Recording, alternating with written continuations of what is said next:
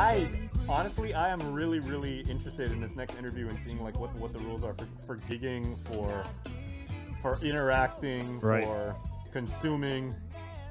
I mean, this is a multi-dimensional plan that Mary's put together. It's multi-dimensional.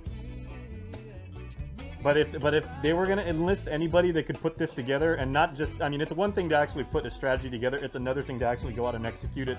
They picked the right person for the job. But it just got me wondering, like, what the hell's the government of Guam doing? That we're going to reach outside the government of Guam and go tell Mary Rhodes to do, like, what are these employees doing? I'm pretty sure they're doing something. Mary's like, I don't want to come on like that, Chris. We'll bring on Mary Rhodes, the GHRA president, who was, layman's terms, she was tentagled by the governor to go and sort out this whole thing with the bars being closed and get their protocols and the regulations all in order so that they could reopen. And it looks like she was able to do that, as we're now hearing that bars will be reopening. Mary, are you allowed to say? I think that the governor will make the announcement on Friday, but I had a really good meeting with public health yesterday, and it looks really positive. All right, so she can't say because the gov is going to announce it, but I'll just go ahead and say that pretty much probably for you guys it's a done deal. But Mary, what was like the hardest part about because it just reached this point where it was almost mind-boggling trying to figure out the logic behind what's open, what's not, what you can do, what you can't do. PCOR 1 versus, PCOR 2. So it was really confusing to a lot of people. And the bars was just the real lightning rod issue that a lot of people kept bringing up. I mean, they had a whole hearing about that bill that Senator Chris Duenas has to allow the legislature to end or extend public health emergencies. And the testimony was basically, why aren't the bars open, right? So it just turned into this real well, it was just really hot, frankly. And they called you in, right? We had Crystal Paco on here I want to say it was like 2-3 weeks ago, and she was like, oh, yeah, about the bars, the governor's Mary Rhodes is going to do it. So from there to where we're at now, just tell us some of the stuff that you had to work on. Sure. Well, first and foremost, the bars did submit their plans, some of them, ever since May 2020, and they've been published on the public health website since that time frame. So a lot of them were operating during the first reopening, and then everybody was shut down for a while, and they were never allowed to reopen. And so the second thing is, what we submitted last week, and then we went over this week with several people, is that we want bars and taverns to be similar to the restaurants, because there really isn't a whole lot of difference in the fact that entry, service, ordering is very, very similar. And so even the CDC recognizes bars, taverns, and restaurants in the same way. And so the guidelines that we went over and finalized yesterday, which is now going to legal review and then eventually adopted into public health to be put on letterhead and then accepted by the governor, is that it is going to reflect changes for bars, taverns, and restaurants, because we do need to update and modify the existing guidelines. What has been published since May 2020 is, I think, outdated and is not clear enough.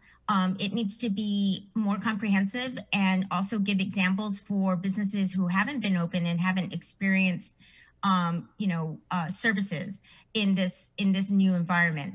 So the plan, the guidelines that I've shared with you guys, it has a lot of different examples. It's organized by topic, by masks, ventilation, employee wellness, and notifications to the public and to employees. Social distancing, health and safety, sanitation, and sanitizing and disinfection. So it's into different categories, and it also clearly identifies what is required as far as what their inspection checklist includes, as well as recommendations. And it gives flexibility for businesses so they don't have to immediately go to online menus, for example. If people continue to have laminated menus, you have to clean it after each use. If you're going to go to paper menus, it's a single-use disposed version. And then if you're going to use boards or anything that's seamless like QR codes, those are all acceptable. But there are graduated levels to it, so you don't have to go immediately to one source, because we understand everybody is going to have different kinds of operational applications to this. Can you just speak English now and tell us what's going to be like? No. When Joe Sir goes to the bar Tuesday, right? Let's say he goes with Jason and they go in. What happens from point A to them getting their drinks, and what do they have to do? What are the protocols for both the customers and the bartenders and bar staff? Well, just like restaurants, you actually have to just do either a temperature check. You have to sign in, put how many guests you're going to have. You have to put in your name, address, and you have to comply with that. You also have to enter with a face mask. You can only take off the face mask when you're actively eating or drinking. They are going to ask that you remain seated, or if it's a bar stool at a table. Bars will be allowed to keep bar stools at a bar if you're able to maintain 6 feet between the bartender, server, and the bar stool. So some bars are adequate enough. They recognize that. Some bars are too small, so you're going to have people in their areas where they're 6 feet apart. They also recognize that some bars you can't move furniture around, like booths. So they're going to ask that you put a partition between, just like restaurants. And then if you can't move furniture around or things that are permanently installed, then you just have to close off areas to allow for the 6 feet. So it's no different than a restaurant. And then when it comes to ordering, your server has to take your order. If you have an app, then you can use that. But it should be fairly easy, because even if you identify like an area where you can order, similar like takeout orders or places where you can order, you can actually line up safely and order there, but the bar has to have a secured area, like a one-way area where people can line up to take their orders, or the servers and bartenders can take your orders. It's just they don't want you moving around too much. If you're going to have live music, you can have live music, but they want like a partition between the band and the public, and dance floors won't be able to, they are prohibited. Also games, if it's pool tables, games, or anything like that, they're allowing that, and you have to clean and the staff will have to clean and disinfect after every use, and all equipment has to be in the back of the bar until it's reserved and reopened. So it's very similar. That covers like pool tables, Mary? Yes. And shuffleboard. Yeah, so they just have to disinfect the cue sticks and the balls and the table itself, and then hold the cue sticks in the back and the chalk, and only give those out to people who reserve that space or pay for it if they have to pay for it. So a lot of that is very much considered, because a lot of things are open, right? Game rooms, bingo halls, restaurants that also have games in their restaurants. So they've all been considered. And like I said, our guidelines were draft guidelines that we finalized yesterday, but it is still up for legal review. So we don't know what legal might identify, but it's very similar to the CDC guidelines. So we're expecting that it will also be adopted by legal. Can you play beer pong? Yeah, so after each use, staff will have to disinfect that, dispose of the cups, and then give a new set out to the customer. Right. And it'll be single use. So let me ask you this. Let's say Joe Sir and Jason go to the bar. They're there. They see, Chelu A, Chelu B, whoever. And they're like, dude, let's take a shot. Come on over. Let's take a shot. Right? This happens in a bar all the time. Is that legal, or are they going to get arrested? No, what it is the staff and the manager will have to manage that. And so they'll probably have to take the shots to each table for those customers, rather than everybody gathering in a single location. So everybody will be asked, similar to a restaurant, where they remain in their area and just really adhere to the social distancing guidelines and the physical distancing with the space modifications they have there. And all orders will be taken to you. How do you kind of address it? Because we've heard just for the duration of the whole pandemic that what makes bars so dangerous is that people are drinking, their guard is down, they become intoxicated, and then it's, they're forgetting the protocols or whatever. So that's always been what they've said about the bars and why they've been closed and why they haven't been allowed to reopen. So how do these new protocols address that issue? Well, we have things in place already that protect the employees and the work and the guests, right? And it's the Responsible Alcohol Server Seller Act. So the onus is really on the manager as well as the servers and bartenders, but also the customer. And I think that it's unfortunate it's taken this long. I think that they should have been open up some time ago, but at the same time, I think consumers are ready to go into bars. I think that they've been used to the protocols that have been in place in restaurants. And so I think that we've needed to change public behavior and accepted the guidelines, knowing that their behavior has to change if they're going to be going to a bar. And they have to adhere to that. Otherwise, the bars will get in trouble if they're inspected.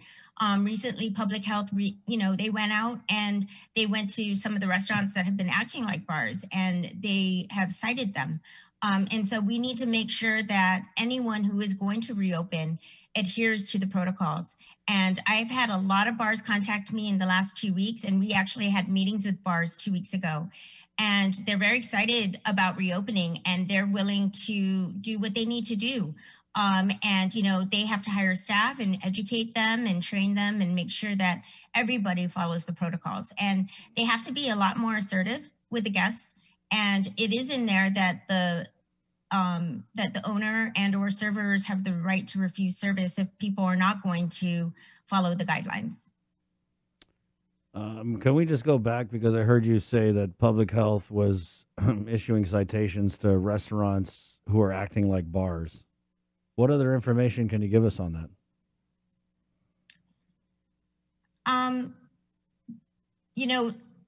Public health is only responsible for the Guam Food Code and the health and safety, health sanitation side, and then also ensuring that they follow the executive order and any guidance memo. The challenge that they have is they can't determine if you're a restaurant or bar or a tavern that's allowable to have poo-poos and stuff like that. That's really a revenue tax thing. And I know that public health has been getting cooperation from the police department. And so I think we probably need to get ABC in on this, because there's a distinction in what makes a restaurant, and you have to have a percentage of food sales, right? And so that's really more of a revenue tax thing with your business license. Public health is really only looking for certain things. So they have limited authority on what they can cite you for, and that's really just the Guam Food Code and sanitation. And so I think that we probably need to have a follow-up conversation with revenue tax on how people are licensed. But I think that that's going to fix itself now that bars and taverns will be allowed to reopen, because then they'll probably go to the model that they're licensed for. So you can't give us any specifics? No, I actually don't know who was licensed or cited recently, but I have to clarify one thing that they did put in are things like fundraisers, events. Food has never been allowed to be served. Just so you know, if businesses do it because of fundraisers or events, what we did put in is language from the Guam Food Code that if you are going to have a fundraiser or event and a bar is not licensed to serve food because they don't have hand washing stations and things like that to be licensed that way or permitted that way. So it is in the guideline that you will need to work with an authorized vendor who has a catering permit. And so we won't be allowing, the government won't be allowing anyone to bring in food, anything from outside without an authorized vendor or licensed vendor as a caterer. So if you're going to have an event or fundraiser, you need to have a caterer bring in the food. And also there's no self-service. So you probably need to either have the caterer serve it and or have takeaway boxes if you choose to have food. A lot of events, you could probably just have, discounts on the drinks or coupons for your drinks, and that'll be your fundraiser. But if you're going to have food, it's probably going to have to be prepackaged. Okay, let me put on my devil horns here and ask about. We had a comment on the younger generations. We kind of talked about this before we went on. But so opening the bars, who goes to the bars? Usually it's the younger demographic, which some might say they haven't been the most responsible during the pandemic. I remember last year there was a big stretch where they were really trying to target messaging for those who were in that younger demo. That being said, they haven't been able to get the vaccine yet. So are you worried at all that we could create an issue where you have a demographic that's kind of proven they have a hard time following these protocols, and also they haven't been vaccinated? Is that a concern on your end, and what are we doing to kind of mitigate that? I think with or without the vaccine, the health and safety protocols are strong enough where if we continue the messaging of wash your hands, wear a mask, don't touch your mask, right? Constantly, always wash your hands after touching your mask. There are a lot of things in the guidelines that give explanations and different examples of when a server needs to wash their hands as well as guests. And so the servers are going to have to do a better job. And so we plan to do training for this to get your businesses up and running. And if you need assistance on how to be more assertive in this or how to better manage your guests, we can provide that for you. So I think that consumers in general have to just cooperate better and know that vaccination is only one part of the solution. We all need to be more responsible. If you choose to go out and gather, or if you choose to go out to a bar, restaurant, or any other venue, whether it's retail, whatever, you need to practice social distancing, wear a mask, and wash your hands regularly. Or use hand sanitizer if water is not available with 60% alcohol. So that's all in the guidelines. And we also put in that you have to have posters everywhere. You have to have notifications. And then we're actually going to be reaching out to the media to run the CDC commercial. They do have a specific campaign for restaurants and bars, and it's a really nice PSA campaign. So, but we're going to be running it together with public health. Now that we're looking at PCOR 3 and encouraging customers to support the industry in the restaurants and bars, we want to run this campaign because it's a message that everybody should be aware of, and it just reinforces all of the protocols with or without vaccination. Then the second point was we had public health on, I want to say last week, and they were talking about how they kind of struggle with doing a lot of the inspections. So that being said, we put in these protocols for businesses that were, you know, I guess for lack of a better term, kind of demonized, right? How do we ensure that the government is going to do their part to go out to these bars and inspect and make sure that all the protocols are being followed when we routinely hear that, oh, public health is short-staffed, or you know what I mean, they haven't done any inspections. So how do we address that? Yeah, they are short-staffed, but from what I understand, they're going to be assigned additional people. They have now the cooperation of Guam Police Department to go out and do regular checks as well. So they've expanded through other ways, not just with staffing.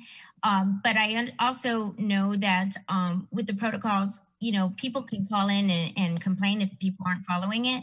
But according to Malu and to Rosanna yesterday, you know, the calls and complaints, once we moved up another PCOR to PCOR 2, and when we increased from 25 to 50%, the complaints actually dropped by 60%, according to Malu.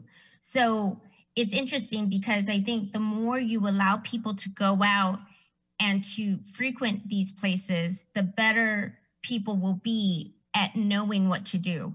And it's same with the businesses.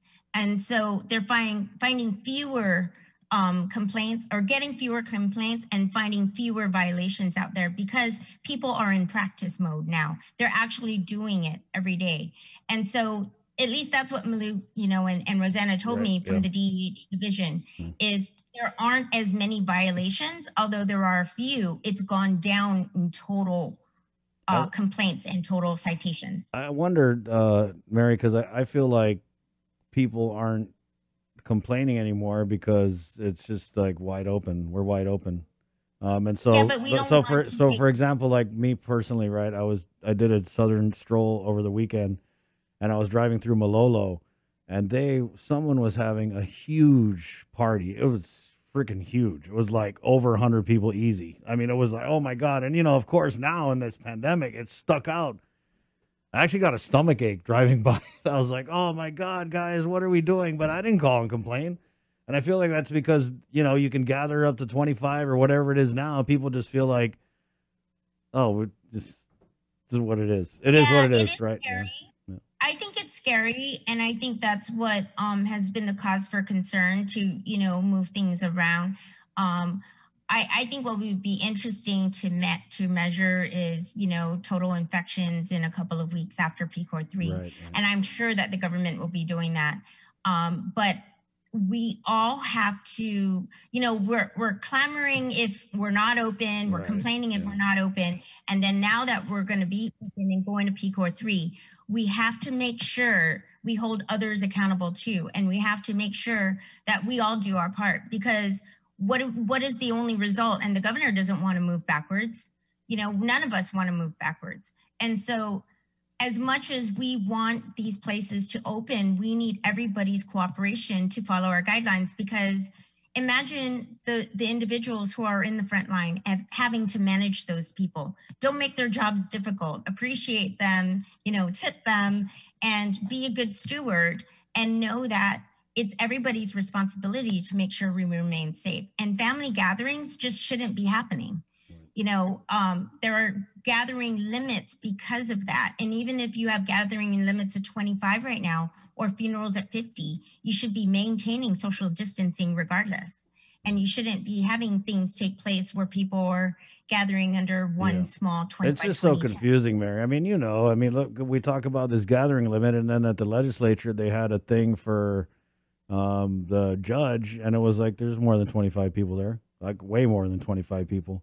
So it's just confusing to me when we have these rules set in place, but if you're Gov Guam, you don't have to follow them, or, you know, I mean, I'm not saying it's only Gov Guam, because people are obviously having huge gatherings, but I want to kind of switch gears because we beat this bar thing to death already. The protocols, Jay, are they up in the, where are we putting them? Yeah, so we got it up, and then we also put a link in the comments. So if you guys would like to review the plan that Mary's been going over in exhaustive detail and everything like that, really interesting stuff, and good reading, very educational. I just want to end the bars talk, Mary, on, I was saying this morning that we're now living in Footloose Island. You remember Footloose? Yes. Remember Footloose? It was a town where there was no dancing. No music, no dancing. Right. And so I'm going to read from the protocols here. For live music, bars must require ample distance, 6 foot minimum, and install a plexiglass partition with a top horizontal edge height with a minimum in 6 feet above the stage floor. Between musicians and customers, the use of any and all dance floors is prohibited. Yep. Are you allowed to tap your foot, though? Like, let's say the band's really going sure. and... Okay. Tap it in place while you're seated. Tap it in place while you're seated. Okay. What about upper body? Are we allowed to... You can dance in place while you're seated, too. Gotcha. Okay, gotcha. Thanks for clarifying that, Mary. But yeah, the language on the plexiglass, that's actually directly from CDC guidelines as well. So just so you know, this has been all vetted out. Right. And so, yes, that is the updated version. But keep in mind, again, this still is going through legal. Right. And once it's adopted by legal, then public health will be allowed to put this on their letterhead and put it in their memo guidance format. I'm also hoping that public health will agree to update all other guidelines, because I feel that our version for the bars and restaurants are way more thorough and updated with specific examples for businesses on how to operate. So I'm really hoping that they'll allow, you know, us or me to update all of the other guidelines to reflect the same kind of language.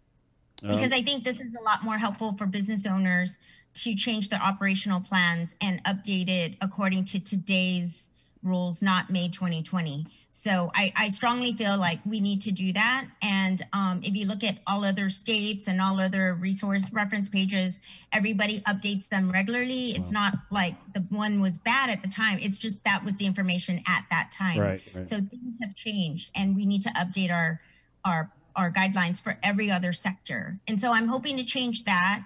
And then I'm hoping to also work with GITA and other agencies on possibly some additional grant programs and things for businesses who've had some losses. Mary, just last question on the bars with these new protocols. I know you've been working with the bars, but we're anticipating the governor to make an announcement that they'll be allowed to open on Monday.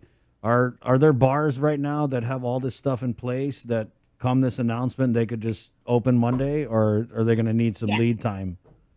So. Yeah, of course they always need lead time because they have to order new inventory. They have to turn on things they haven't turned on in 8 months, right? So things may not be working. So what's good is that we've been sharing this for about 2 weeks with the bar owners in draft form, and they have been prepping, knowing that this is the first time like we've had like real serious conversations about reopening the bars. So I think the lead time has been there, but there have been some bar owners that just started calling me this week. And something that we've been offering is I was able to do some walkthroughs with the Guam Fire Department. We help advocate on behalf of you.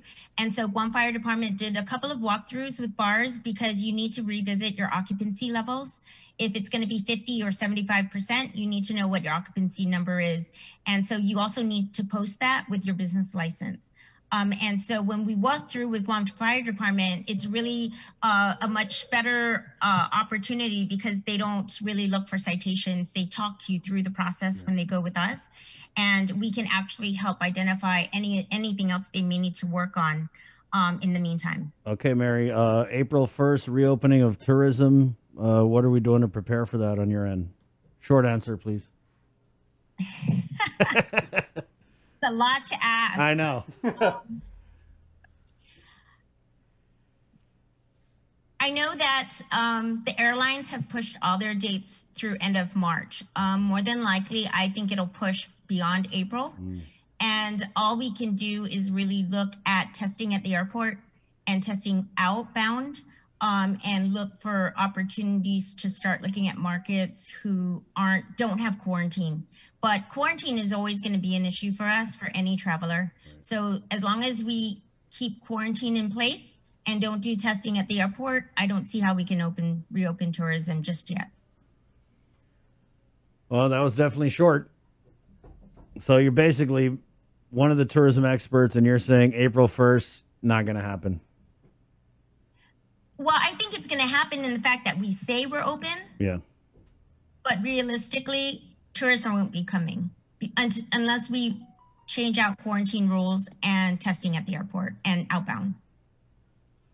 Okay. Sounds like we got to get Uncle Carl on next week. Thank you. Thank you, Mary. Appreciate it. All right. Stay safe, guys. Wash your hands always. Wear your mask. Social distance. And even when you go to a bar. Please. And no dancing. Please cooperate. And be nice to your bartenders and servers and tip them well, please. There you go. Mary Rhodes, the Guam. Thanks, See you, Mary. Guam Hotel Restaurant Association. That's the word on the bars. Yeah, Jay? Shango Matata was actually commenting with me on over there, and he said, I wonder if you can do air guitar and air drums. And I honestly, I think that's, I mean, it's interesting, but I mean, and look at you. You're rocking out. Right, yeah, because you rock out. You know. But my concern would be. But with the air drums, Jay, you know what concerns me? That's heavy breathing. The heavy breathing. Yeah. Which is exactly what you don't want to do. Right, exactly. So I don't know if that was in the protocols. Mary, was there anything about air guitar in the protocols? Well, if you do that, just wear your mask. That's it. Okay. There you go. Just thought of everything. Right on. Okay, Jay. Well, there you go, guys. The official word on air guitar, air drums, and dancing in place right here. 7:24. Let's keep it in the Zoom room where we're going to get Dr. Ho Wen of the Physicians Advisory Group. It was probably